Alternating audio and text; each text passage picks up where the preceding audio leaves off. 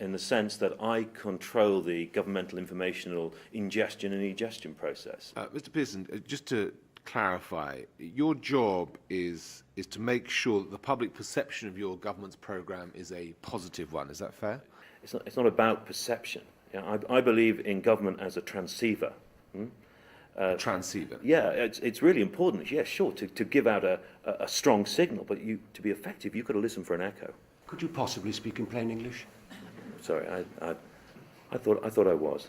So what is clear is that you are an important man, Mr. Pearson.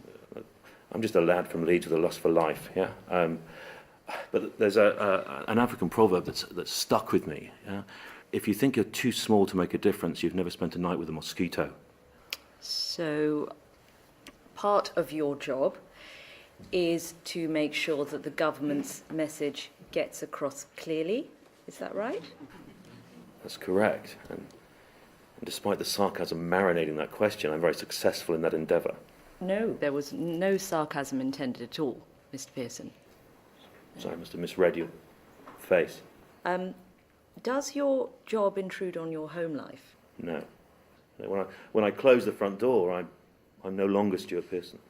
When you... I mean when I close it from the inside, you know, when I close it from the outside, then I very much am Stewart Pearson. So who are you at home? I'm a husband. I'm, pardon me, a lover. I'm a carpenter. I'm a cook. I'm a flautist. A flautist. Yeah. Right. I play the flute, and I dabble on the Irish bodhran. And would you like to express any remorse for Mr. Tickell's death? What would you like to say to his family? I would like to offer them maximum respect, you know, and maximum remorse, and maximum assurance that Mr. Tickell did not die in vain. We're here. You know? How can we make the government and the media inclusive without being intrusive? Yeah. And if we can answer that, at least we can make sure that there are no more Mr. Tickells. I mean that not in the sense of, you know, wiping out the Tickell family name. I mean in the sense that nothing like this will ever happen again. Hello, Mr. Pearson. Tab 28 in your bundle there, page 263. A paper that you presented in 2006, the iconography of consensus. Would you care to summarise the argument you present there? Sure, yeah, the main Bearing in mind Lord Golding's desire for plainness and clarity. Right, okay. I hypothesise that... Sorry. I say that the design structure for a parliamentary democracy should be that of the Pompidou Centre. Morally and structurally explicit and open, a porous membrane. Maybe just a little bit plainer, Mr. Pearson? People should know what politicians are doing. Brilliant. Thanks. Government should be porous. Yes. But not leaking.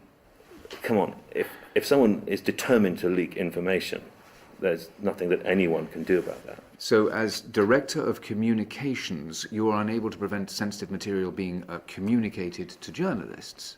If someone chokes on a packet of crisps, do you issue an arrest warrant for Gary Lineker? Well, is it fair to say that you have in fact changed nothing, and government communications carries on exactly as they did before by leaks and whispers?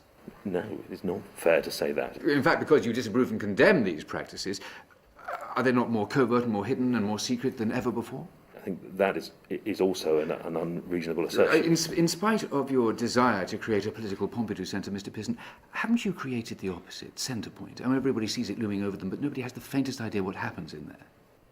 I think there's some kind of club on the top floor. So, Mr. Pearson, have you identified the source of the leak of Mr. Tickell's records? No. Have you ever leaked yourself? No. No, I was over that pre-Britpop. Do you have any idea where the leak might have come from? Well, you know, if this was CSI Miami, I guess we'd be looking for the person who'd have most to gain from the leak being made public. Well, despite your shirt, this isn't CSI Miami. Who do you think would benefit most from the leak?